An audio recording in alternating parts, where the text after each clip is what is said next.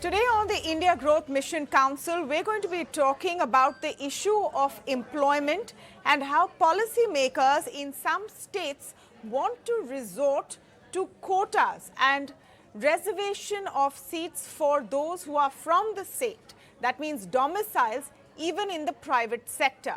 Now, one particular case pertaining to the state of Haryana and its law, which came into effect from the 15th of Jan this year, to reserve 75% of jobs for locals for salaries below 30,000 rupees, has been challenged.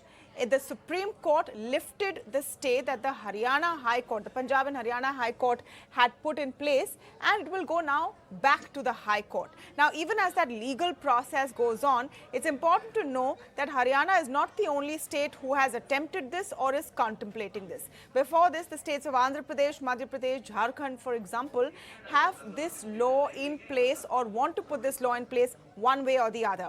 Today on the show, we're going to be talking about whether quotas in private sector really help with the issue of unemployment for youth. Does it help or does it harm? Now, to speak on this, I'm joined today by Jitendra Gupta, Co-Chair Law and Justice Committee of the PhD Chamber. Madan Sabnavis, Chief Economist at the Bank of Baroda, is joining us on the show today. And I'm also speaking with Rituparna Chakraborty, EVP and co-founder of TeamLease Services. Welcome to all of you and thank you so much for speaking with us. Let me begin by getting your perspective, Mr. Gupta, because industry has been fighting this tooth and nail.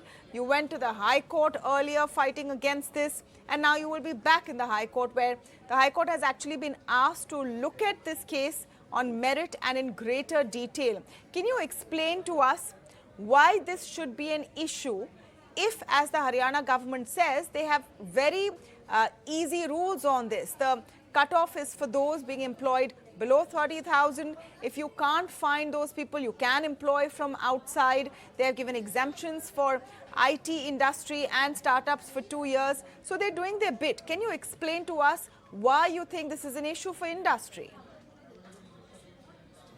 One, it does not only confine to industry, particularly in Haryana. This act is applicable to all enterprises, whether it's a shop or an office or a society. Even a school or a college or a hospital will be covered under this ambit. So it is not an industry specific thing.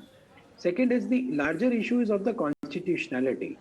Before we go into the merits of this law, whether a state government is or a central government is empowered to bring in reservation in the private sector. So far we have seen the reservations are there in the government sector or the reservation are there in the education sector, again controlled by the government. But this is an attempt for the private sector employment, which has not happened so far. So the industry or the employer feels as a direct interference by the political establishment into the day-to-day working of the employers. And eventually they also feel that it is contrary in spirit to the ease of doing business. It is like every business will be interfered and tomorrow the recommendations will come from the political class or the bureaucratic class. And at the end of the day, it is an indirect way of Inspector Raj in every organization. That's the thinking behind the... And then, of course, there are certain industries which have specific talent pool requirement. Like I said, the hospitals will be covered. Now, we all know that the nurses from Kerala are the most suited for the job.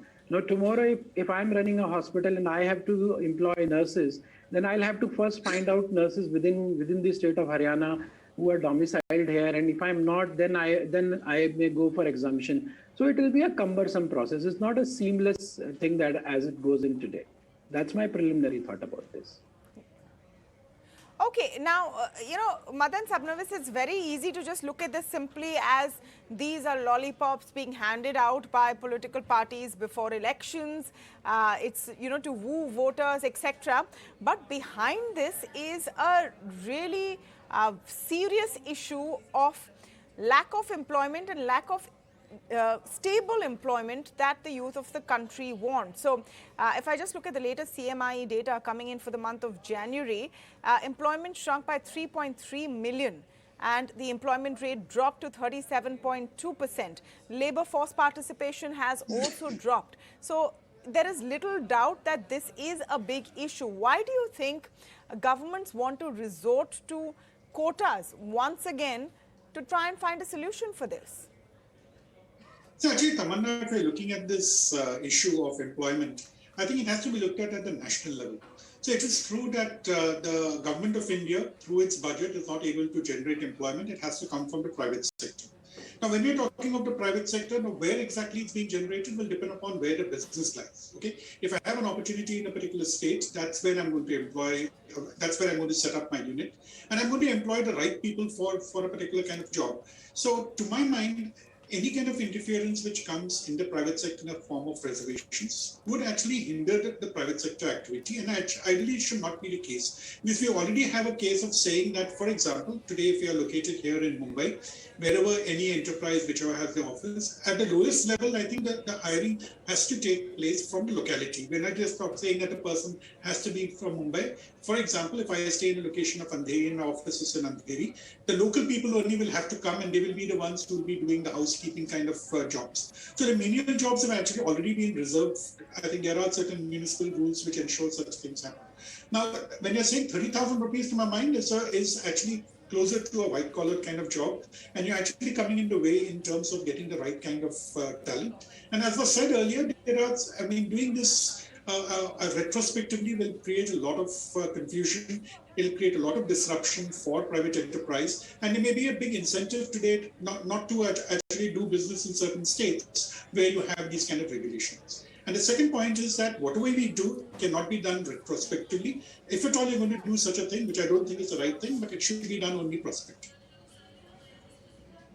No, so the Haryana government's rule is for implementation prospectively. It does not say retrospectively. And it also gives some kind of buffer to companies that have started after Jan 15th or for the IT sector, although just for a couple of years. Ritu, before I come to you, Rituparna, just what the other point of view is, and there's a quote of the Haryana Chief Minister in an interview given recently where he says that we don't anymore get major revenues from industry because of GST. Most of our revenues are consumption-led. So if they're not going to give us massive revenues, the least they should do is give us employment, because we are giving them concessions. We're giving them concessions for land, for water, for electricity, etc. Do you think there's any merit to that argument that a state government or any government gives concession to industry to help them, to aid them, and in return, they expect employment for their local population? Okay, so I think first and foremost, I think this whole argument itself seems to be very inadequately, inappropriately construed. I think the role of the government is to create incentives and an ecosystem which creates massive number of jobs within the state. And when that happens, whether employment is created for local youth or elsewhere, finally those people living within that ecosystem, within that state, are going to use that employment money to spend and increase consumption within that particular state. So this argument that because we are getting less GST and we are giving them the ecosystem, I'm not sure I understand what this ecosystem is. This is the basic premise of the government. This is something that the least that the government can do for the benefit of the state, its youth. And to be honest, when you started off, Tamanna, you said that whenever we are approaching them with this debate that, well, this is anti-ease of doing business and so on and so forth, they're coming up saying, oh, this is just for wage level 30,000 and below. And if they do not find local youth, they can very well. But please understand that for each of these steps, there is a petition process, which means you have to spend your precious productive time, organizations, in terms of seeking these approvals and proving your point. Rather than that, wouldn't it have been much better to have said that, listen, if you hire somebody from outside, it's a deemed declaration that you did not find somebody locally. And honestly, it's not really easy or a preferred choice for any employer to go and hire people from other states if they can find the right people with the right skill set within the state, because there are a lot of issues associated with hiring people from outside of states. So finally, this is what it's leading to, is creating more disincentive for the state of Haryana with keeping in mind the need for creating overall more jobs and good quality formal jobs within the state.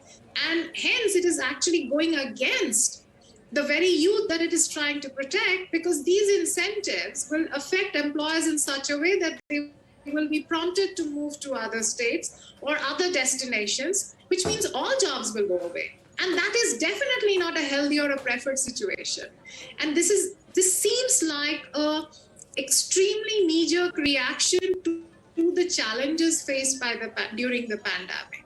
If I were the state government, I would actually focus my energies in providing a lot more creative incentives to get employers to come to Haryana and invest more in Haryana and create more jobs, rather than this kind of a preventive policy, which is just created disincentives, which affect local youth and youth from elsewhere equally, and not otherwise. Mr. Gupta, in your first response, you gave the example of nurses, saying that, everyone knows that there are a lot of nurses hailing from Kerala, more easily hireable, and what happens if you run a hospital and then you have to source locally. The counter argument to that could be that are you suggesting that nurses, say from another state or from Haryana, cannot also learn? The government wants to incentivize companies to also add skills to its local population. Do you think that there is a middle ground that industry can reach on that? There is no incentive per se. Let me first clarify that in many states, like we have seen, where a new industrial cluster is created, like in Uttarakhand or Baddi or places like that in Himachal, when they offer a new industrial township or an industrial setup, they come up with incentives, tax benefits and other benefits. And there, if you are asking somebody to have a local employment, then it's like a win-win situation for both, the state also and the employer also. But in Haryana, let me clarify, Haryana is one of the most prosperous states in the country. And the industry is not getting land at pre-rate. The industry has to get it on auctions. It's not even allotment. If Haryana government is giving an industrial plot, these are auctioned. And in auction, the highest bidder gets. So there are no concessions per se to the industry. Had they been giving incentives, and it would have been open to the one, rather the Haryana policy, the Haryana enterprise policy says that if a local person is hired, then the state will incentivize by giving 48,000 for 7 to 10 years. So when the incentive is there, then why the compulsion of a penal law? Let somebody who wants to avail the incentive, they may avail for it. But now, and it is not even applicable on new units. Like Rituparna said, if suppose we are creating some industrial setup and we say, okay, those who want to avail a particular unit in these or who wants to set up, they will get X benefits and they will have to give an undertaking that they will be employing 75%. That is like a contractual thing that somebody is doing. Now, suddenly you think that it has to be across the board on all employers without any incentive, without any reason or rhyme or a scientific data to substantiate that Haryana youth is backward, Haryana youth is unemployed, or Haryana youth needs this kind of a law. It's actually not rational. And I again go back to that principle that whether private employment can be compelled to reserve. See, then why the only domicile reservation? Yeah. Tomorrow we'll come up with those reservations we have in other sectors. Let's bring in the SCs, the STs, the OBCs and other sectors also. And then the general category will not be left in the private sector also, as it is happening in other government sectors. Where will the general category go? So private sector so far has to be competitive not only in India, but they have to be competitive across the globe. And if we take away that competitiveness because of these reservations and the quotas, it is going to affect the economy overall. So there is a logic why this has been kept out so far. So Mr. Gupta, if I understand correctly, just in connection with the Haryana rule, you're saying this is not going to be prospective for new units if it does come to pass after the High Court order, to everybody. but it will also impact existing. Everybody, It will impact existing units as well. It has already impacted. See, the Supreme Court has only clarified that there is no coercive order, but the Act is in force from 15th of January. So the Act is in force even today. The coercive action is not there, and it impacts every establishment, more than lakhs If we take into account the industry and the shops and everybody, it is already impacting lakhs of employers. So the cutoff is for any employer which hires more than 10 people, which keeps the threshold fairly low. Rituparna, I want to come to the larger question of jobs over here. And, even as we're seeing all of the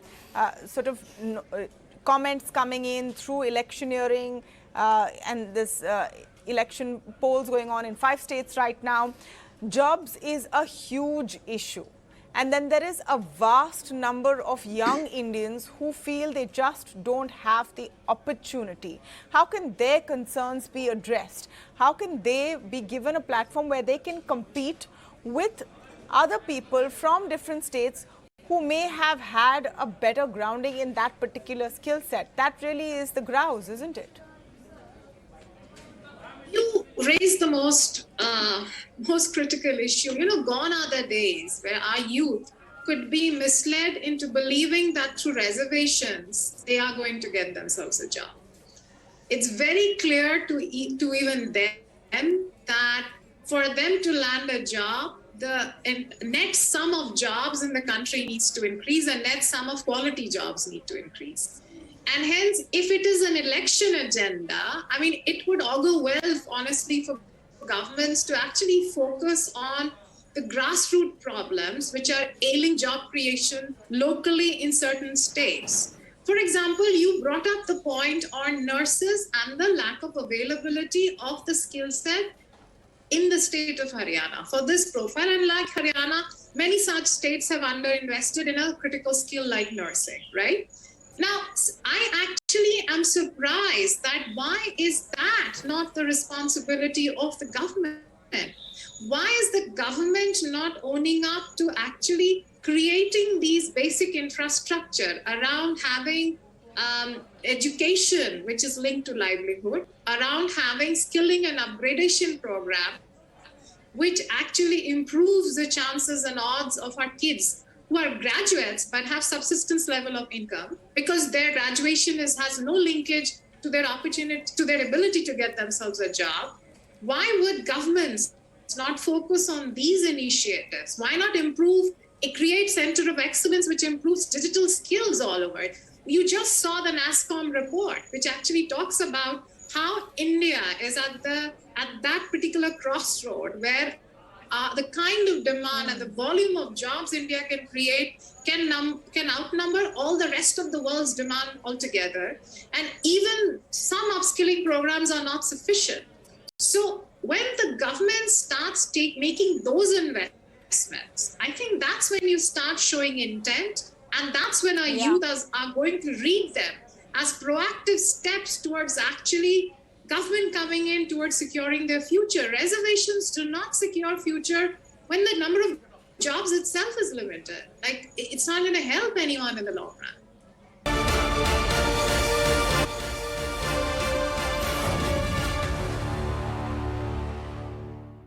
I want to come to the issue of skilling, because often when we talk about this issue, we talk about employment, unemployment. It's also about candidates out there having the right skill set for the jobs that are available. And this is a conversation that comes up often, that there are jobs there, but it's very difficult to find the right skilled candidates. Mr. Sabnavis, would you like to throw light on that? Because governments have successfully had several skilling programs, but they don't seem to have moved the needle in any real way. I think there's a lot of inequality when it comes to education in the country.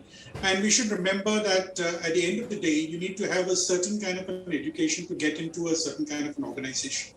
So which also goes along with the skill sets. And I think the way in which we have been harping a lot in terms of regional language education, I think it's the starting point of this inequality, because for all practical purposes, if you do not have an English education, you will not be getting into the best kind of school. If you don't go to the best kind of school, you probably will not qualify for the best kind of college. And the same thing holds for any kind of professional education.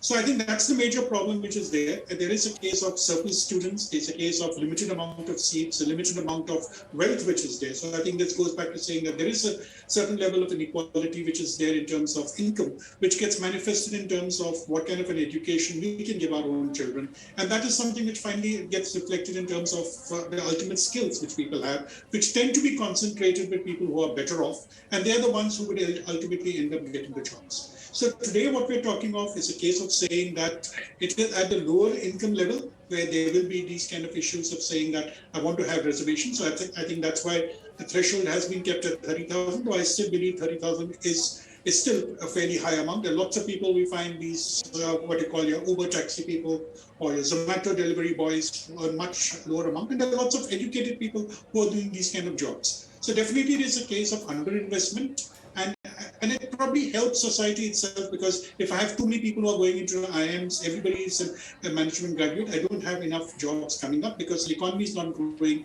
at that particular pace to lead to this kind of demand for these kind of skill sets.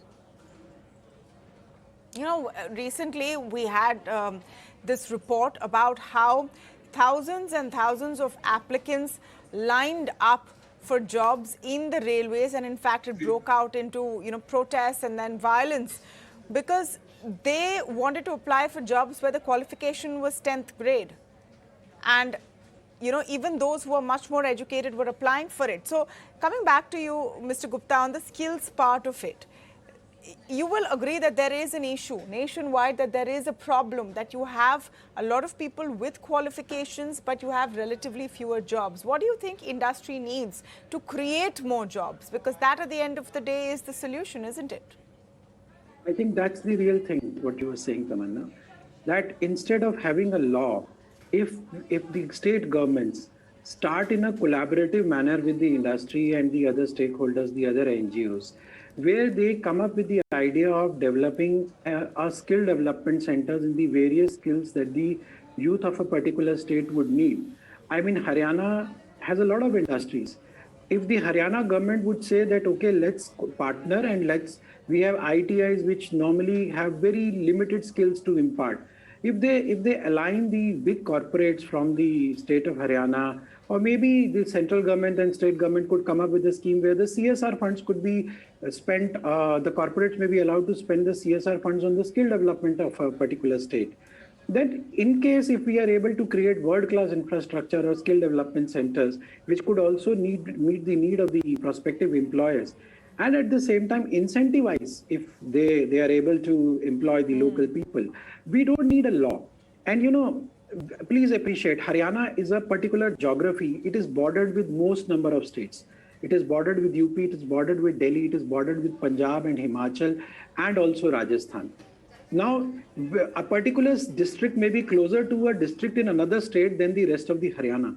Gurgaon is far up from Sirsa or Bhiwani or other places, while Gurgaon may be closer to Bhiwadi, which is next door to Rajasthan. So a local employer from an adjoining state may still be cheaper and still be better than a compulsion on hiring from other part. But if we have those world-class skill development centers across the state and in other states as well, then I think nobody would prefer going for an outside state people. And that is also in line with what our Honorable Prime Minister has been emphasizing on the Skill India movement. We have set up a lot of organizations for Skill India.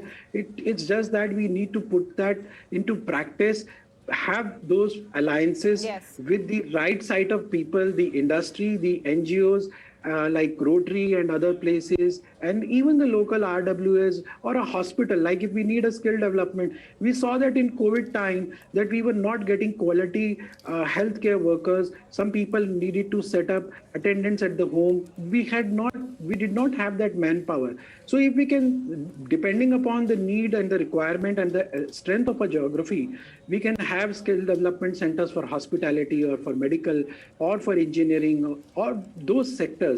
Maybe we won't need to, run out of options within the state, and we don't need a law for that purpose.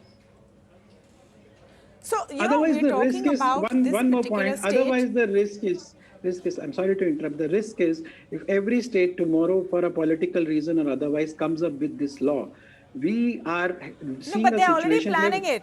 They're already That's what planning I'm it, saying. and that is That the will- point I was making, that we're talking about one particular state, but let's tell you that this case is a very crucial one because it sets a template for what other states can or will do in the future. So this is an issue we need to watch very closely. Perhaps it's time to give a carrot rather than a stick to industry to, kind of find a solution to the problem of better paying, better quality and sustainable jobs that the youth really needs. With that, I'll have to wrap, but I want to thank all of you for joining us on the show today.